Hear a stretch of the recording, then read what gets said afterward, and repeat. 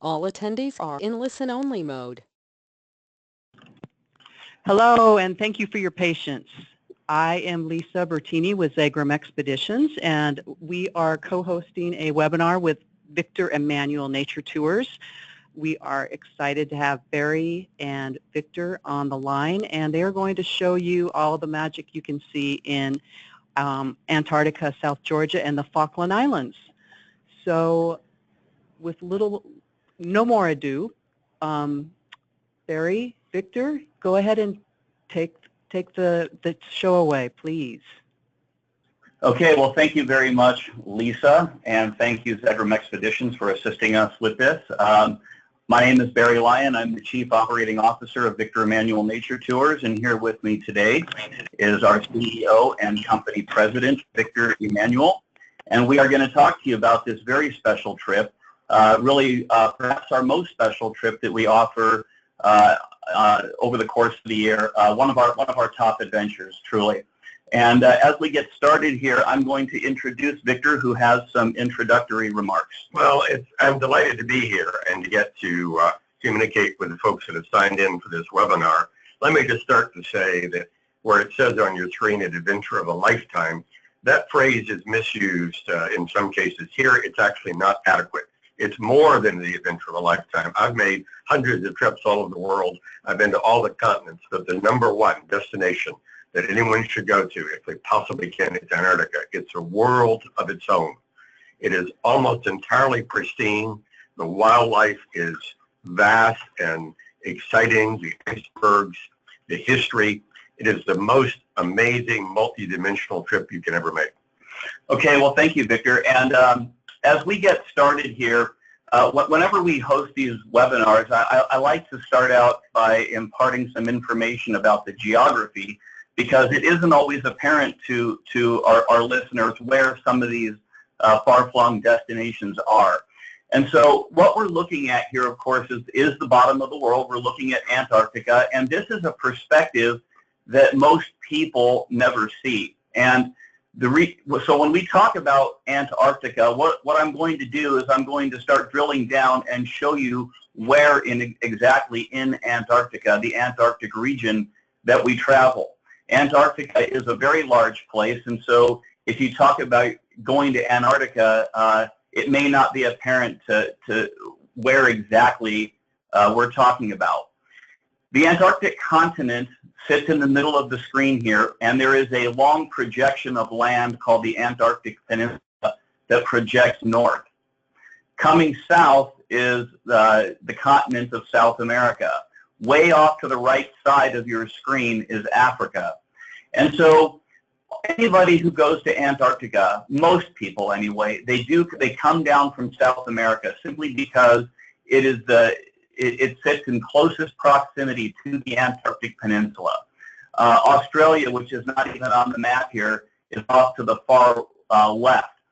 And South America, the distance, the time required to get to the Antarctic Peninsula is approximately 2 days, whereas coming from Africa or Australia would require a full week at sea.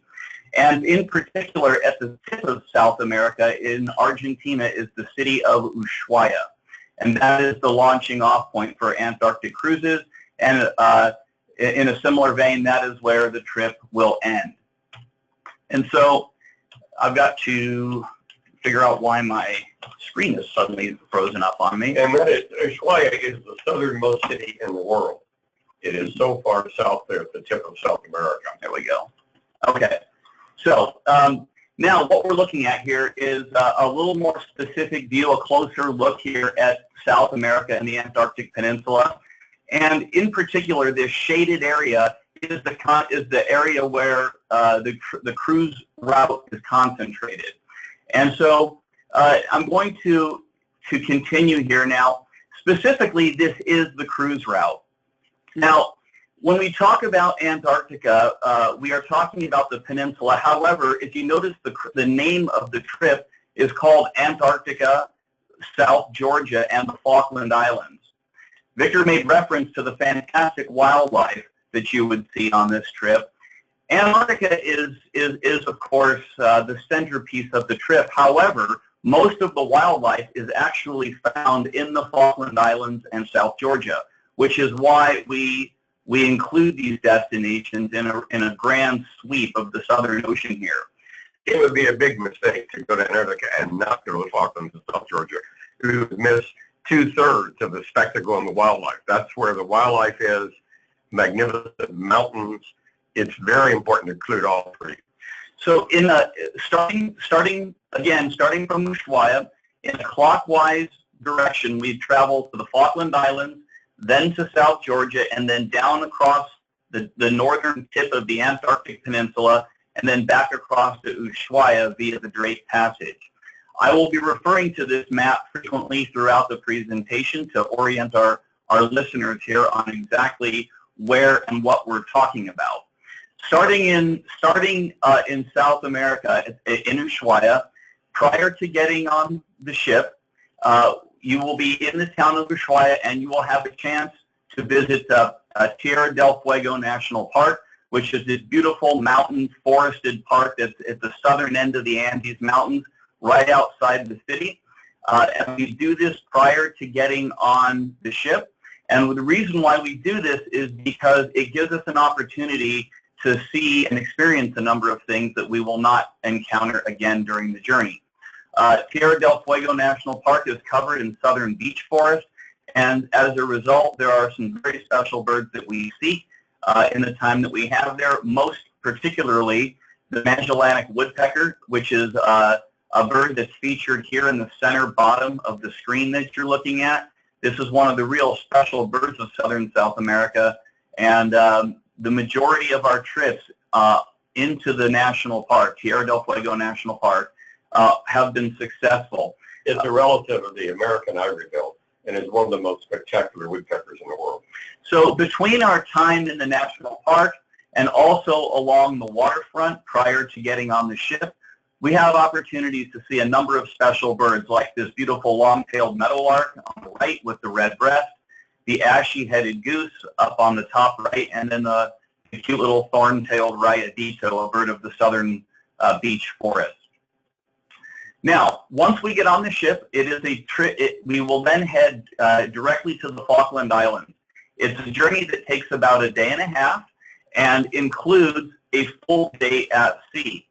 Now, you know, these places like the Falklands and South Georgia and the Antarctic Peninsula are, of course, the primary draw of the trip. But what many people aren't aware of is that the sea crossings in between these destinations are equally exciting. And the sheer number of pelagic birds, such as these albatrosses here, we've got the top left is a wandering albatross, and the bottom left is a royal albatross, and the top right is a giant petrel. This is just representative of a small representation of what's possible out here. It is extraordinary, just hundreds of albatross and petrels and shearwaters and giant petrels. And it's not just about the birds.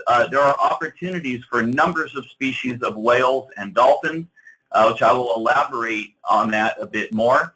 And one of the things that's really great about being at sea is that not only do you have the option for being outside on deck and watching the wildlife all day, but the ship staff, the Zegrahm staff, delivers first-rate presentations inside if you'd like to fill your time that way. And your event leader will be on the deck to point out how to identify these seabirds.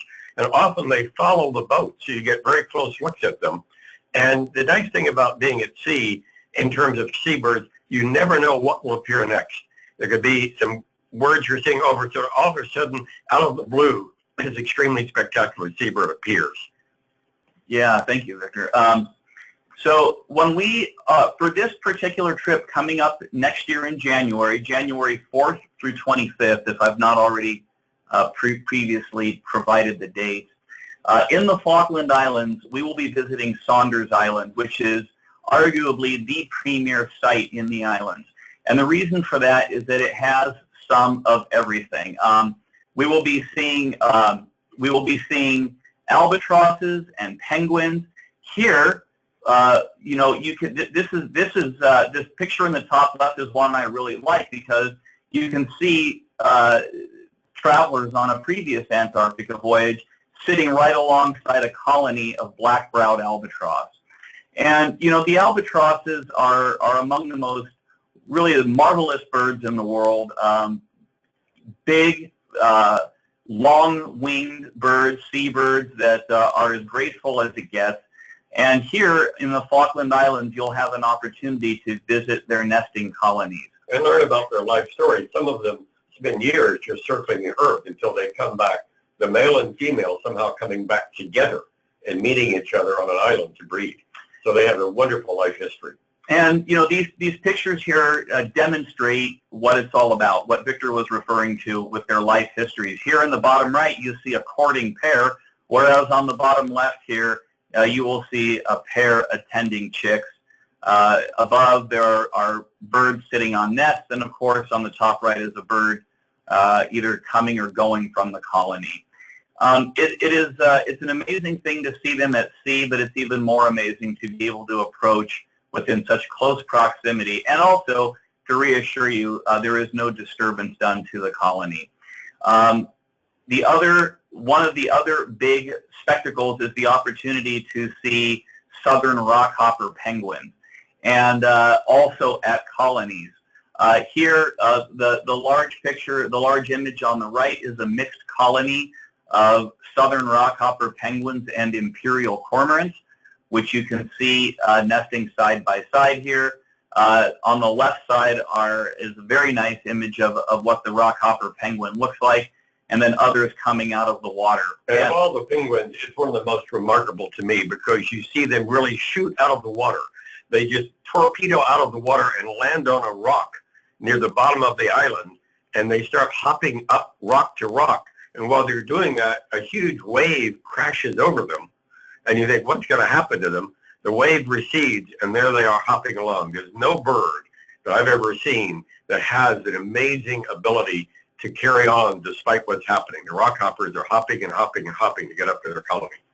Yeah, and again, as with the albatross colony that we just showed, you know, you have an opportunity to get within very close proximity to these birds. And really, when you're talking about a trip to the Southern Ocean, the highlights are the albatrosses and the penguins, and this trip will dazzle you with both. Now, here is a picture of Saunders Island and what you can expect.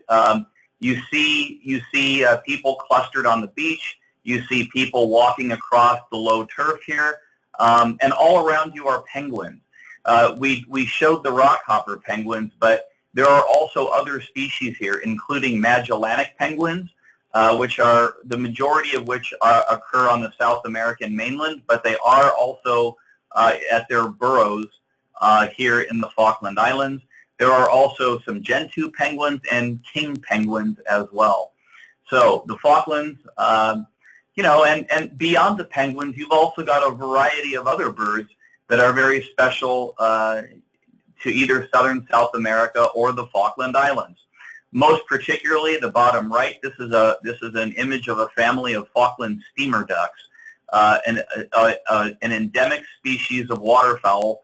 It's a waterfowl endemic to the Falkland Islands, meaning found nowhere else. Other things that you would get to see, the bottom left, the striated caracara, and the waterfowl on the top center, kelp geese, and on the top right, upland geese. All beautiful birds that are restricted in range to southernmost South America.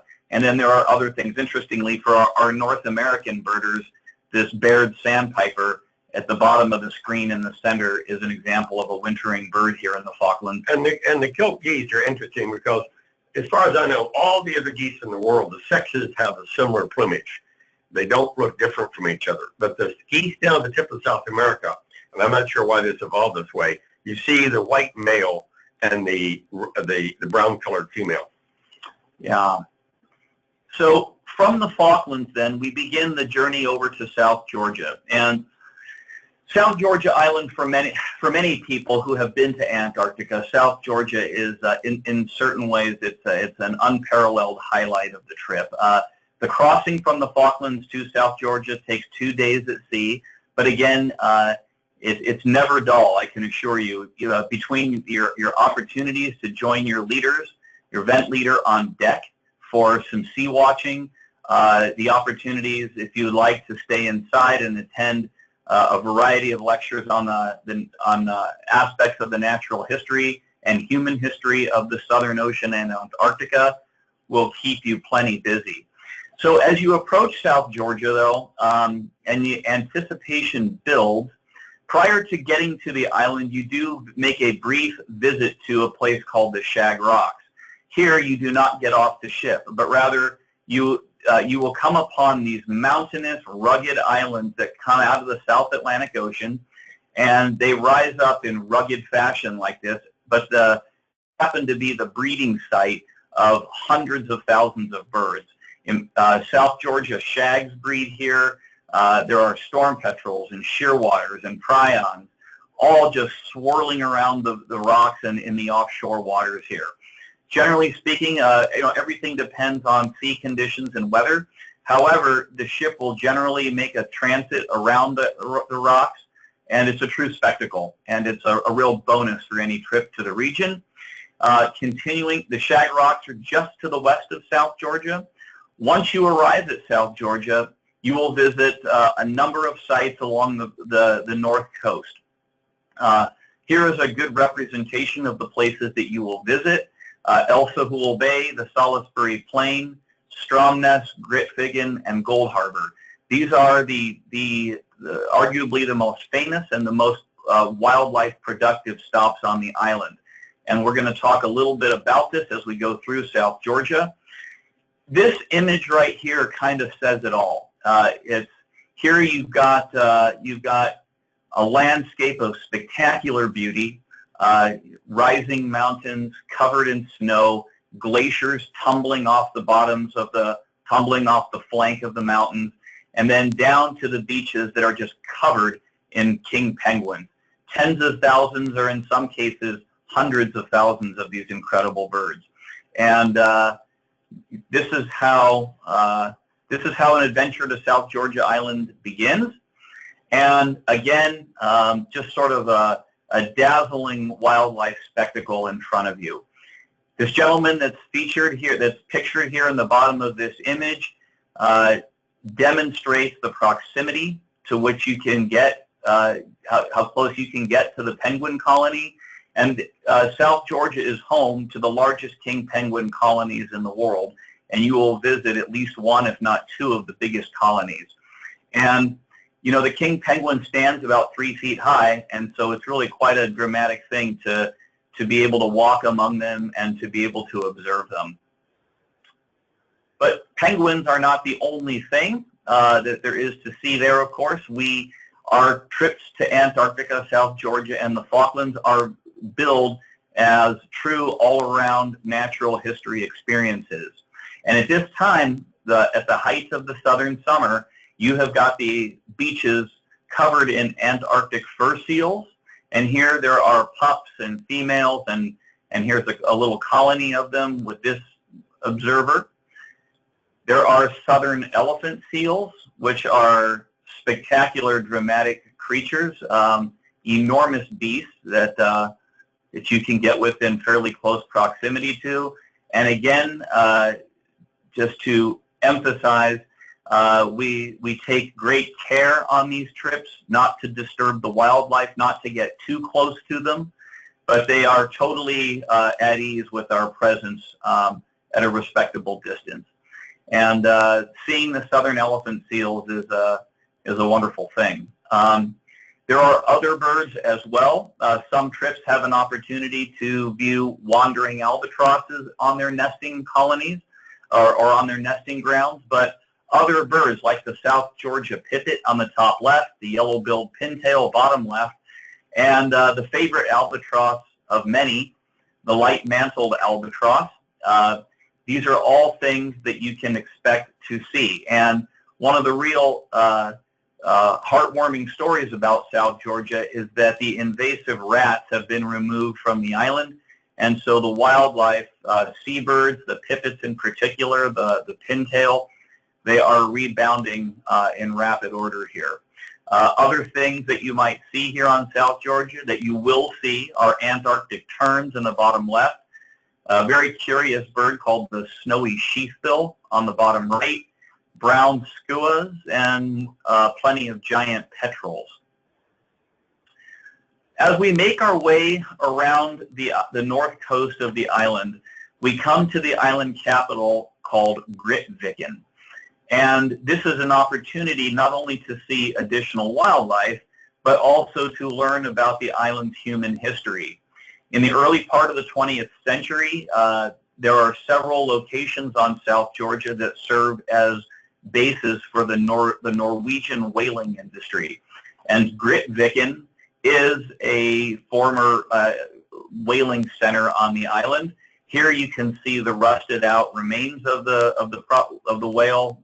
whaling processing that was going on here. There is the ship out in the harbor there to give you an idea of the lay of the land here, and it's actually quite fascinating. And it's all part of the South Georgia Heritage Trust, which preserves the remains of the whaling operations here as part of the island's human and cultural heritage. And the Falklands and Grytviken are both British possessions. That's right. On Grytviken, or at Grytviken rather, probably the premier activity is a visit to the grave site of Ernest Shackleton, the great Antarctic explorer, who is probably most famous for escaping disaster with his men and completing an incredible journey to safety, and later having his men rescued. And you will visit the grave site, as this image at the top center demonstrates, and you will have a drink if you so choose, and have a toast to the boss, as they called him. But there are other things to do as well. You can tour the old whaling center, and of course on the far right is the Grytviken Church, which is the whalers' church, and an interesting thing to do. You'll hear a lot more about Sir Ernest Shackleton, but to the book, The Endurance, not the Endurance, many people consider the most exciting and wonderful adventure books ever written. And it tells the whole story of his failed expedition and his getting back to South Georgia, an amazing, amazing story. And in a sense, you're retracing his route going from South Georgia down. He did that, and then he came back in a small boat. So, Endurance. All right. Moving east along the island, you will visit Gold Harbor. Gold Harbor is the favorite of many people because here again you have it all. You've got beaches filled with king penguins. You've got the dramatic scenery of glaciers and snow and ice and rocky cliffs and mountains. Gold Harbor is quite a place. It's a site where you can see king penguins galore up close again. And here you've got penguins in different stages of their reproductive cycle, with courting birds and pair bonding, and then a bird with an egg here, obviously. And again, you will see penguins of different age. The life cycle of the king penguin requires 18 months from the time the chick is hatched, or from the egg is laid, till the time that it reaches full maturity. And so the penguins do not breed every year, but rather every 18 months, because it requires that much time to raise their chick.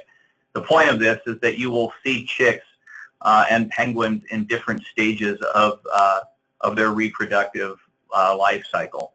And this bizarre little brown penguin, young one, is called an oakum boy, because oakum was the material they used to caulk between the timbers of ships to keep water out. They had something like that they stuffed in there. And so the sailors named this the Oakum Boys. So people, as you might expect, would find this to be an endearing facet of your time on South Georgia. And of course, here is Victor Emmanuel himself on a trip a number of years ago to South Georgia. I mean, yeah, that's right, and overlooking Gold Harbor from a distance. And so this is a typical scene from Gold Harbor, but it is certainly a beautiful one as well. I'm one of the people that would feel it's the most spectacular place I've ever been to, for the reasons Barry said. While you're there, all of a sudden you may hear the crashing of part of that glacier falling off into the lake below. and you hear the elephant seals bellowing, you hear the penguins continuously calling, you've got the light mantle of albatross flying around. It's extraordinary. All right, thank you. Now, from South Georgia, we begin the journey down to Antarctica. It is a crossing of the Scotia Sea that requires 2 days. Again, as with the other sea crossings, wildlife, scenery, lectures, there is plenty of things to keep you enthralled, that is for sure. And I wanted to point out, I had a slide out of order here because before leaving South Georgia, after you depart Gold Harbor, at the northeast corner of the island, you will have an opportunity to visit a colonies of macaroni penguins, which are said to be the most numerous penguin on South Georgia Island. And here, similar to the rock copper, but with a little larger penguin and more yellow, the golden yellow feathering across the forehead and so on. And seeing the macaroni penguins is an important part of your trip to South Georgia. And here we are then back at sea now. As we see on this slide, Elephant Island, and as Shackleton tried to get back after his disastrous trip further south, he had to leave his men on Elephant Island and go on a small boat over to South Georgia, right where north of the U in South Georgia. Get off the boat on the south coast of South Georgia, which is very rugged with tremendous waves all the time, and hike over the mountains to Gritvic to get help, and then eventually go back about almost a year later to get his men on Elephant Island, where they had survived eating sea lions and things like this. So it's one of the great, amazing adventures of all time. And so, fortunately, this particular trip will indeed visit Elephant Island. And en route, though, while you're at sea, and really throughout the Antarctic area in general, you will have an opportunity to look for a variety of birds from the ship's viewing decks. You will have seen numbers of giant petrels, but the other special birds are the Cape petrel in the top center, and of course the snow petrel, a beautiful all-white bird that we do see with regularity in the region of South Georgia and especially farther south in the Scotia Sea as we approach Antarctica. The southern fulmar below it, and then the Antarctic prion, bottom center, which is the prions are a group of seabirds that are very common in the Antarctic region. And if you're especially fortunate, you will see the Antarctic petrel, perhaps the most sought after of all birds in the Antarctic region. And our trips generally enjoy success with this. And that is the bird on the bottom left. Some trips only see 1 or 2, whereas others have reported dozens. Every year is different, but in general, we usually do see Antarctic petrel. Victor referenced Elephant Island.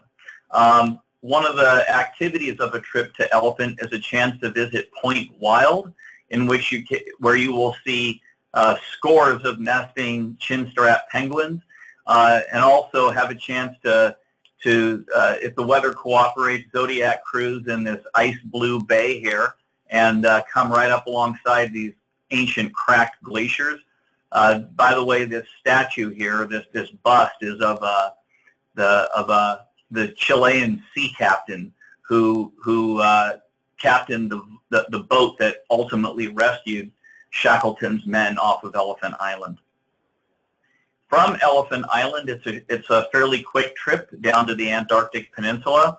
Your next destination is going to be Brown Bluff, and the reason why Brown Bluff is so significant is because unlike the surrounding islands, Brown Bluff is indeed part of the Antarctic Peninsula. And so the opportunity to actually set foot on the continental landmass is a big deal for many people. And Brown Bluff is one of the main places where you might do that. And once you do that, you will be greeted by colonies of chinstrap penguins and more interesting scenery. And Brown Bluff is just one of the many places where you will hopefully do a landing. Again, everything weather permitting. But this slide here is kind of nice because it gives you a good idea of the penguins that you will be seeing once you get to Antarctica. The Gen 2 penguin on the left is a common penguin, the chinstrap penguin as well in the center. And you can see exactly why they call it a chinstrap penguin, because of that little narrow ribbon of black feathering that crosses the underside of the face and then up the side of the head. And of course, the cute little Adelie penguin on the right. The Adelie penguins, unfortunately, it is a species that seems to be declining. However, your cruise will certainly visit a colony of them, so you will see all three of these penguin species. From Brown Bluff, you will make your way down the outer side of the Antarctic Peninsula, and you will spend several days doing this. The itinerary varies from trip to trip, but a good representation of what you're going to do will be visiting Deception Island, and then dropping down to the Lemaire Channel, making your way down toward the Lemaire Channel farther down before turning away. Deception Island is famous because it has these remarkable big black beaches, and also a former whaling center here. A place, it's known as, there's a special landmark here called Neptune's Bellows, because it's the ship is sailing into an ancient caldera, an old blown out volcano, and the wind blowing across the entrance to the caldera creates a noise such as it has been named, so that it's been named Neptune's Bellows. At sea, the entire time that you are at sea here in Antarctic waters, you have a chance to see whales. And there are as many as half a dozen species that you might encounter. The two most frequently encountered species are humpback whales, pictured here, and of course killer whales. There are large concentrations of both. Our cruises to Antarctica are generally very successful in seeing them, and seeing them well, as is demonstrated here by these bottom two images. But in addition, other things that are seen are fin whales, southern right whales, minke whales. You just really never know what you're going to see, which of course only contributes to the excitement of your voyage. Seals, another preeminent animal of Antarctica. In particular, there's always a lot of interest in seeing the leopard seals. And here is one in the top left. You can see people in the Zodiac safely watching and photographing a leopard seal basking on the ice. Another one on the top right. The bottom right, you've got the little crab-eater seal, and on the bottom left, you've got the Weddell seal. All three of these species occur in Antarctic waters. You will see all three of them, and it's fun. And the leopard seal eats penguins, among other items. It's one of the dangers to a penguin is being in the water, the leopard seal. So again, a theme that will be coming through here is that while birds, penguins, albatrosses are important, this truly is an all-around natural history experience. Working down the Antarctic Peninsula, you will come eventually to the Lemaire Channel. Now, the Lemaire Channel, the name Lemaire Channel is famous, and it's famous for a reason, because the scenery here is so incredibly beautiful that it really defies description. It may sound like hyperbole or exaggeration to talk like this, but it is it really is the truth. Mind-blowing scenery on a grand scale, just towering mountains draped in snow, and ancient glaciers tumbling down straight to the water, icebergs cracked off and drifting around in the slush. It's a photographer's dream, to be sure. And we've talked about the wildlife, but the ice is such an important part of your Antarctic experience. And what you're looking at here are different types of icebergs, and some icebergs that, when they've been in the water for enough time, have been sculpted by the wave action as they slowly melt. And so you see these dramatic features like grottos and caves and holes, big cracks. And people often ask why the ice turns blue. the answer is because this ice, as it ages, it will compress and it loses its ability to reflect white light, and only blue from the color spectrum is what eventually shows. And many people become just fascinated with icebergs, and they're like, eventually become like me and say, I'm not going to take a picture of another iceberg, and then there's another iceberg, and I want to take a picture of that iceberg. Not only the sculpting, but the color of the icebergs.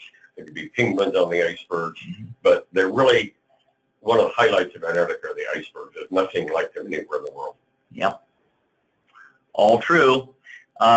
This picture is a little grainy, a little fuzzy, but I included it anyway because this gives you a this demonstrates what it's like for you as the traveler to be on the ship. And you know, the ship is moving very slowly, cruising its way through the ice, and there's birds in the air, there's ice in the water, and you've got the light from the sunset. It's really it's incredible, actually. It's totally fascinating. And look how calm the sea is. People worry about the rough sea, and you can definitely have a rough crossing on any of the crossings.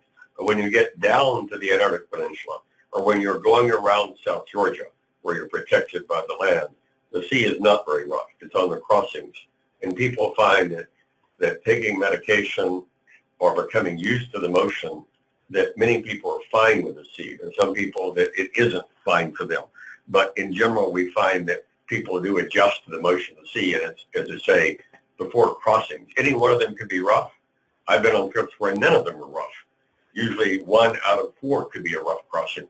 But in general, once you get down there, look at the beautiful sea. Yep.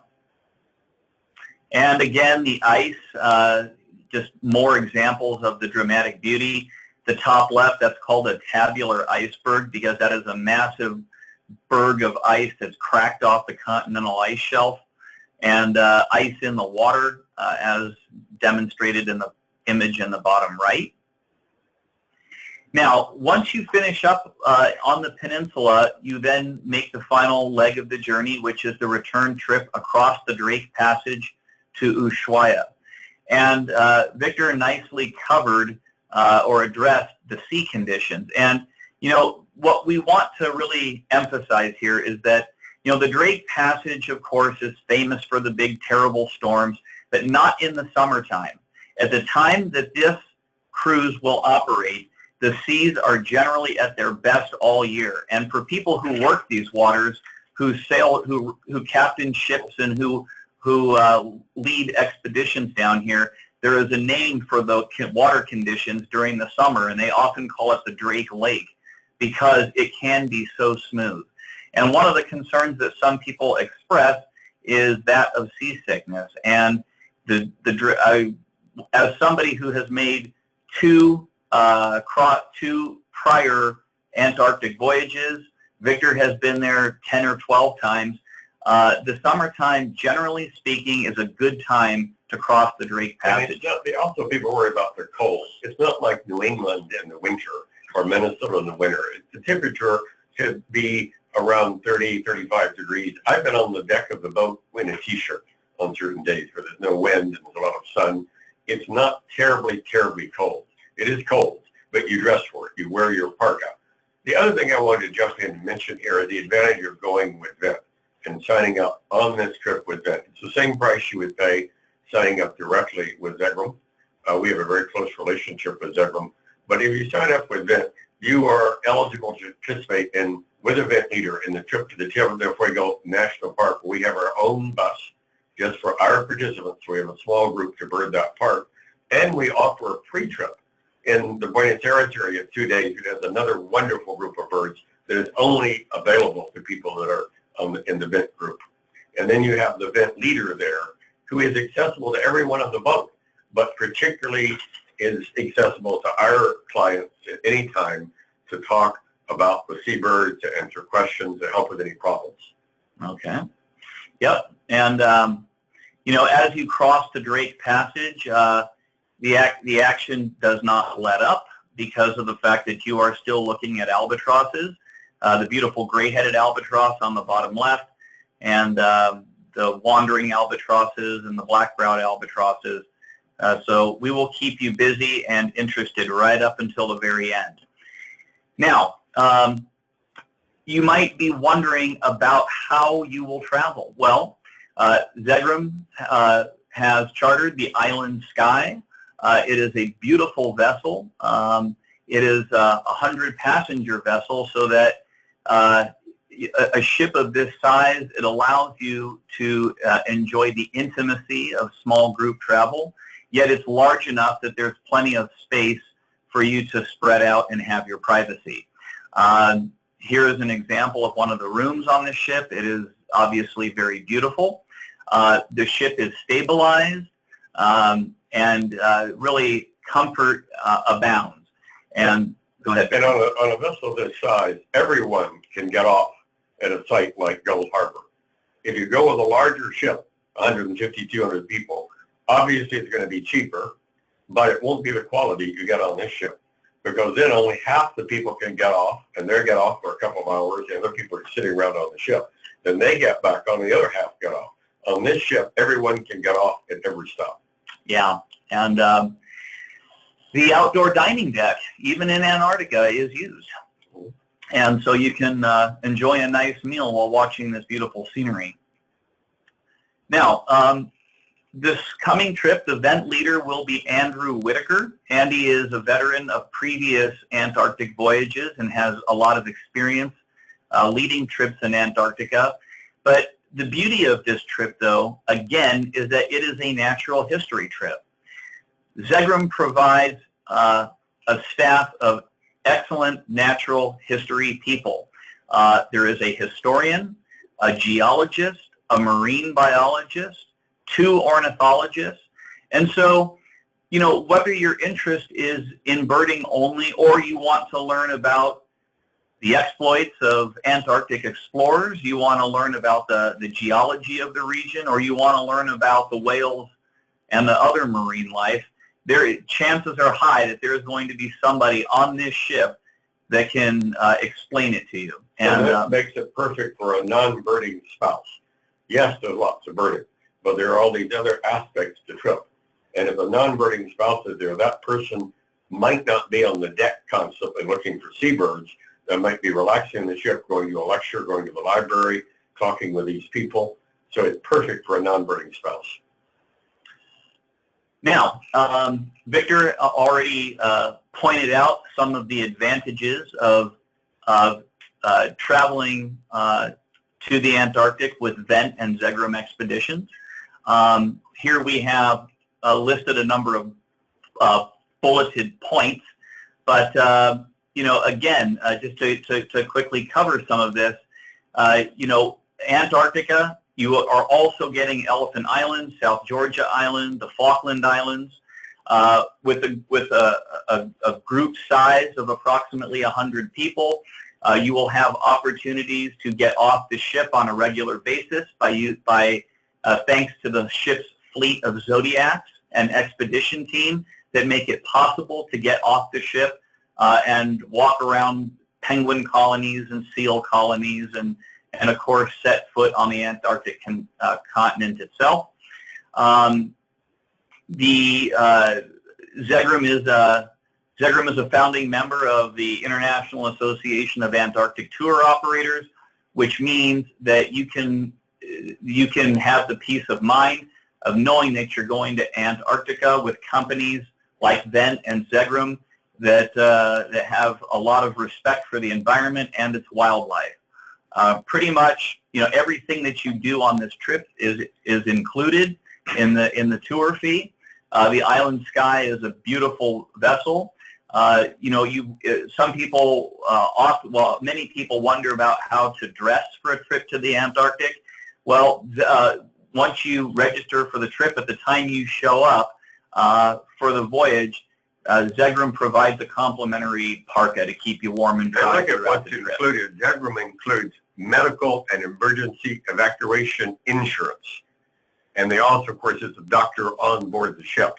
But if you're in a situation like, say, the Falklands, or even probably South Georgia, you need to be evacuated, that is covered by the evacuation insurance, and that's part of your tour fee.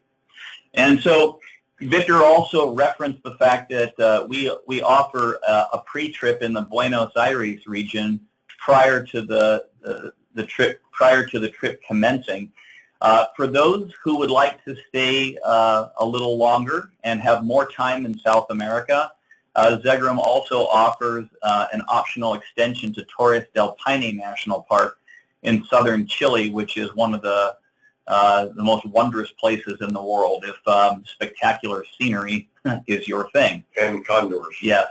So, and of course, as we touched on already, beyond the VENT, the expertise of your VENT leader, you also have access to a full team of naturalists and scientists and so on that comprise the Zegrahm staff. There's no doubt in my mind this is the premier trip to Antarctica. So if you're going to go, this is the trip to go on. The best time of year, you got these terrific leaders, it has a wonderful ship. This is the one to go on. And it does tend to fill out. So keep in mind that don't delay too long before you register for this trip. And register, we encourage you to register through VENT, and then you get access to our pre-trip, you get access to our trip in the Tierra del Fuego, our private trip to the park, and you pay the same amount if you register with VENT as you would if you register directly with Zegrahm. And so if you, should you choose to register, or if you have any more questions, we encourage you to contact our office.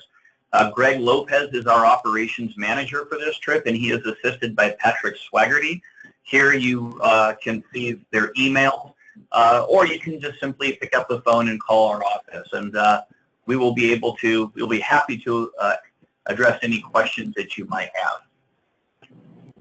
So, wow, thank you very much. Guys, this is Lisa again, and you guys amaze me. I know that we have included some photos from this last trip in January, and I never ceased to amaze what a great trip this is.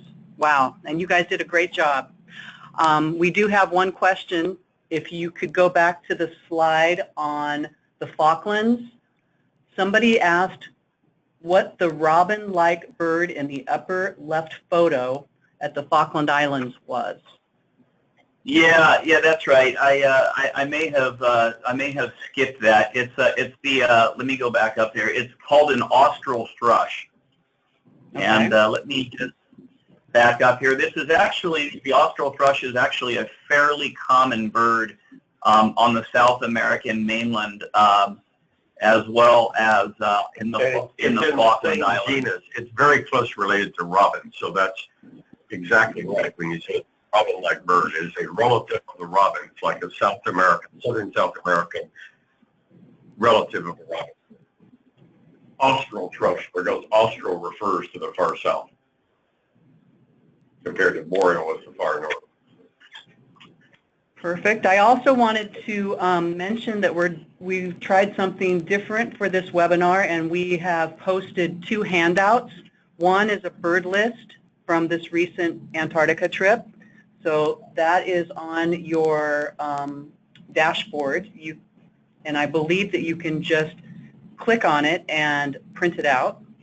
And then we also included your VENT small ship booklet for 2018, which includes the 5 additional trips that you're doing with us in the upcoming year, in addition to Antarctica. And I just wanted to let everyone know that these webinars have been so useful that we are planning subsequent webinars with Barry and with Victor. So look in your email for future invites to webinars such as these. We are recording this, so VENT will have this posted on their website very soon. And then the other thing I just wanted to mention was that in addition to the free parka, you can't forget about the complimentary wine and beer with every meal. So you are literally taken care of from start to finish with all-inclusive with our trip. And all tipping. And oh yes, and all tipping. And then the other thing I wanted to mention was that unlike other providers and suppliers up in Antarctica, Zegrahm is one of these companies that we do not put a limit on the number of landings that we can do in a day. our whole goal is to bring you the best of what is out there. So if in fact there is a sighting during dinner, we have been known to put lids over everybody's plates and call out those zodiacs and go. We do not ever put a limit on the number of landings, so we are always searching for something to go look at. You can find a cheaper, people can find a cheaper trip, but they can't find a better trip. If you're going to go all the way to Antarctica, you want to go on a first-class trip. I have two more questions that just came in. One is the ship able to go very far down the Lemaire Channel? Well, what we would say on that is that the one caveat that everybody should understand about a trip to Antarctica is that sea conditions and weather conditions dictate what the ship is able to do. A number of trips, there is no issue transiting the Lemaire Channel. Other times, the fog may be very heavy, or because of the wind, there can be too much ice in the channel. That does occur from time to time, so we cannot just say we guarantee that you will be able to transit the Lemaire. However, the entire area around it is of equal beauty, and so if we have to make alternate plans, people will not be left disappointed. You go to Paradise Bay, which is nearby, and you almost certainly get into Paradise Bay. It is definitely as spectacular as the Lemaire Channel, yeah, and many other sites. And there's the Lemaire Channel, which is another alternative. So, we fully intend to be able to transit the Lemaire Channel, but people should be aware that it cannot just be guaranteed. Okay, and the other question I just received was the typical daylight hours during the time that we visit. The daylight hours. Okay, well, being so far south and being there right about the height of the summer, it's light almost continually. People can, hypothetically, if somebody wanted to, you could be standing out on the deck at 4 o'clock in the morning or 4:30 in the morning, and it would be light enough to see birds. Yeah, it's dark mainly from midnight to 4. Late at night, one of the things that people talk about with the trip to Antarctica is the lighting. Because you've got in the Antarctic summer, some of the best times for photography are in the evening. And I don't mean like 6 or 7 o'clock, but 8, 9, 10 o'clock at night, when you've got the sun at a lower angle and it's really highlights the clouds and the ice. So the photography is available and good all day, but in the morning and later in the evening are probably the peak times. And then I also do believe that the island sky is equipped with blackout curtains in most of the cabins, so that's a plus. And then the other question had to do with whether or not our ship is available for special meals, such as gluten-free, and the answer is yes. Our chefs have put up with the most finicky of eaters, and we've always gotten very high scores from people. So yes, that's possible. All we ask is that we have some advance notice, so you can do that through Greg when you make your reservation, and we'll make sure that you're taken care of. And Lisa, I would like oh, go ahead.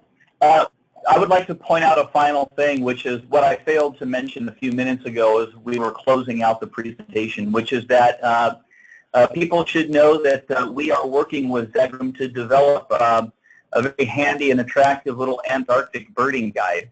And that will be completed very soon. And for anybody who would like that, all they have to do is send us an email at info@ventbird.com. And we will be sure to send a hard copy as soon as it's available. And we also intend to post it on our website so that it's a downloadable PDF document. So this is something I didn't want to forget to mention. Again, for anybody that would like that, they can email us at info@ventbird.com, and let us know that they would like to receive a copy of the Antarctic Birding Guide. Perfect. Thank you, Barry. Sonia is thanking you as well. So everybody, thank you for sticking through the great presentation. And Victor and Barry, again, I sign me up. I get sold every single time I see a presentation from you guys. So thank you, everyone, and look for a follow-up of the recording as well as the handouts via email in the next couple of days. Okay, thank you, Lisa. Thank you. Thank you. Okay, goodbye.